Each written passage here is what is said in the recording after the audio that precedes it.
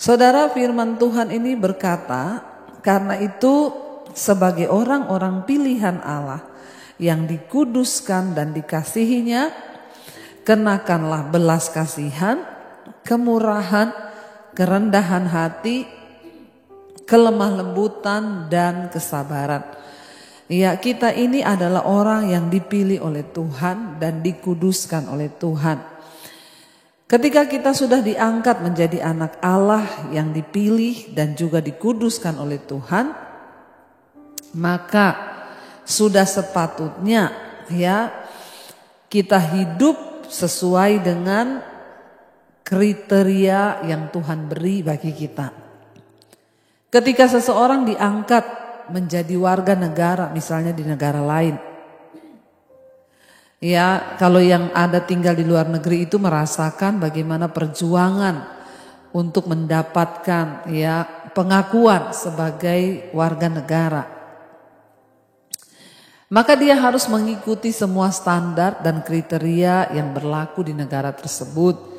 Ada syarat-syaratnya. Demikian juga ketika kita ini dipilih sebagai orang-orang pilihan Allah yang sudah dikuduskan dan juga dibawa untuk masuk kepada kehidupan dalam kekekalan, maka ada standar Tuhan bagi kita. Dan firman Tuhan berkata di sini, karena itu sebagai orang-orang pilihan Allah yang dikuduskan dan dikasihinya, ya standarnya itu apa? Kita harus mengenakan belas kasihan, kemurahan, kerendahan hati, kelemah lembutan, dan kesabaran.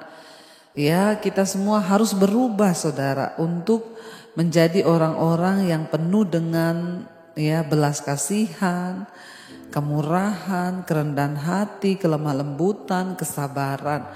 Ya, ini adalah sifat-sifat yang harus kita miliki sebagai orang-orang pilihan Tuhan yang sudah dikuduskan.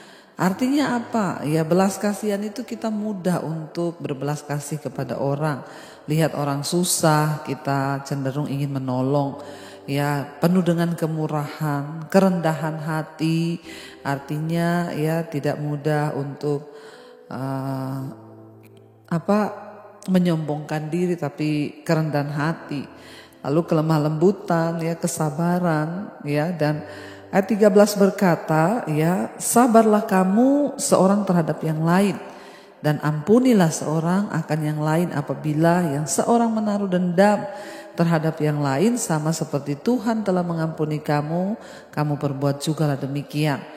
Kita juga disuruh oleh Tuhan untuk sabar ya seorang terhadap yang lain. Bapak Ibu, dalam hidup ini seringkali kita ini terpancing. Di dalam rumah, suami dengan istri, ya orang tua dengan anak, seringkali kita terpancing untuk ya tidak sabar. Dan di sini dikatakan ya kita harus melatih karakter yang sabar ini, saudara, ya supaya apa? Ya supaya ini kita boleh berjalan di dalam ya perkenanan Tuhan. Kita ingat akibat tidak sabar, Musa itu tidak bisa masuk ke tanah perjanjian. Karena Musa marah, terpancing emosinya dengan bangsa Israel yang bersungut-sungut. Akhirnya ketika Tuhan hanya suruh perintahkan gunung itu mengeluarkan air, Musa tidak sabar, dia marah, saudara, dan dia pukul gunung batu itu. Ya, dan Tuhan berkata, karena engkau tidak menghormati kekudusanku, maka engkau tidak akan masuk ke tanah perjanjian. Ya, orang yang sabar itu akan dikasihi Tuhan dan akan mendapatkan perkenanan Tuhan. Sebaliknya, orang yang tidak sabar itu menjauhkan ya berkat Tuhan dari hidupnya. Dan dikatakan ampunilah seorang akan yang lain. Apabila yang seorang menaruh dendam terhadap yang lain, sama seperti Tuhan sudah mengampuni kita, maka kita juga harus mengampuni. Saudara, kunci untuk bisa mengampuni orang lain itu adalah mari kita mengingat akan kasih Tuhan. Betapa banyak kali Tuhan telah mengampuni kita. Kita berdosa diampuni.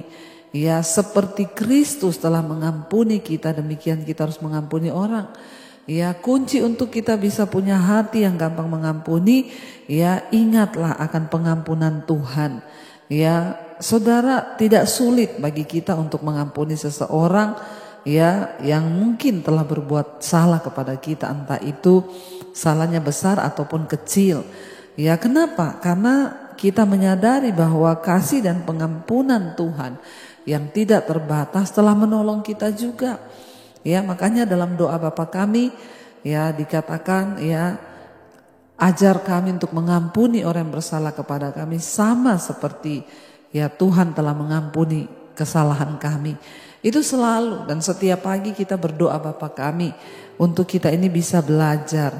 Waktu kita melepaskan pengampunan kepada orang lain itu bukan hanya untuk kebaikan orang itu, tetapi ya itu untuk kebaikan kita. Kan orang yang menyimpan kepahitan itu banyak penyakit, ya banyak tertekan. Bahkan kita tahu bersama orang yang penuh kepahitan itu cenderung amarah, emosi tidak terkendali, ya itu tidak baik untuk kesehatan. Ya, hormon kortisolnya naik, darahnya bisa mengental dan bisa berakibat pada jantung, ginjal dan lain sebagainya. Sebaliknya orang yang mudah mengampuni, sabar, itu orang yang selalu bergembira hatinya dan itu adalah obat yang manjur kata firman Tuhan. Biarkanlah Allah yang mengurusi kesalahan orang lain, tapi jangan kita yang kepahitan sama orang lain, saudara. Jangan biarkan hidup kita itu ya dilumpuhkan ya dalam kepahitan oleh iblis, dilumpuhkan iman kita hanya karena kita nggak bisa mengampuni orang lain. Karena Tuhan berkata, ya berbahagialah orang yang mengampuni dosa sesamanya karena dosanya juga diampuni oleh Tuhan. Sebaliknya kalau kita tidak mengampuni dosa orang lain, maka Tuhan juga tidak mengampuni dosa kita. Jangan simpan kepahitan, buang itu semua jauh-jauh. Karena itu dikatakan ya, kalau sabarlah kamu seorang terhadap yang lain, ampunilah seorang akan yang lain. Apabila ada di antara kita hari ini yang menyimpan dendam, jangan dendam saudara. Lepaskan pengampunan supaya Tuhan juga mengasihi kita. Ya, lepaskan orang-orang yang berbuat jahat. Ingat, seperti Tuhan telah mengampuni kita, demikian juga kita harus lakukan kepada orang lain. Ayat yang berikutnya dikatakan ayat 14, dan di atas semuanya itu kenakanlah kasih sebagai pengikat yang mempersatukan dan menyempurnakan. Hanya dengan kita belajar mempraktikkan kasih Kristus, ya maka kita akan dimampukan saudara untuk bisa memenuhi standar Tuhan. Memenuhi standar orang-orang yang dipilih oleh Tuhan. Ya, dikatakan di sana kita harus mengenakan kasih sebagai pengikat yang mempersatukan dan menyempurnakan. Kasih itu akan mempersatukan, kasih itu akan menyempurnakan. Tidak ada hubungan yang tidak ada perselisihan. Semua orang pasti ada perbedaan dan seringkali menyebabkan perselisihan. Tapi ketika kita belajar ya memakai kasih Kristus, aplikasikan kasih itu dalam setiap hubungan kita, maka dikatakan kasih itulah yang akan menyempurnakan.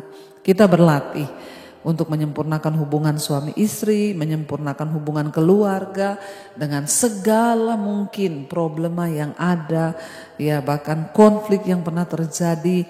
Mari kita belajar untuk menggunakan kasih Kristus itu sebagai pengikat yang mempersatukan. Bahkan dikatakan di sana, hendaklah ya damai sejahtera Kristus memerintah dalam hatimu, karena untuk itulah kamu telah dipanggil ya menjadi satu tubuh, dan bersyukurlah. Saudara, biarlah damai Kristus memerintah dalam hati kita. Artinya memerintah itu apa? Mau hati kita senang, mau tidak senang, mau lagi susah, kecewa, disakiti, damai sejahtera Kristus harus memerintah. Artinya memerintah itu menundukkan segala keadaan hati. Ya, damai sejahtera itu yang mengambil alih posisi hati kita. Damai sejahtera itu yang mengambil alih seluruh keadaan kita, pikiran kita, kehendak kita. Sehingga hidup kita tetap dalam damai sejahtera. Karena orang-orang yang hidup dalam kerajaan sorga, sekalipun kita masih ada di bumi, tolak ukurnya adalah kita hidup dalam damai sejahtera. Sekalipun kaya, kalau tiap hari marah-marah, kaya tiap hari kepahitan, kaya tiap hari bersungut-sungut, ya maka engkau belum mengalami sorga. Tapi kalau kita hidup dalam damai sejahtera, maka kita mengalami sorga sekalipun kita masih ada di bumi. Dan dikatakan di sana, biarlah damai sejahtera Kristus itu memerintah dalam hatimu, karena untuk itulah kamu telah dipanggil menjadi satu tubuh, dan bersyukurlah.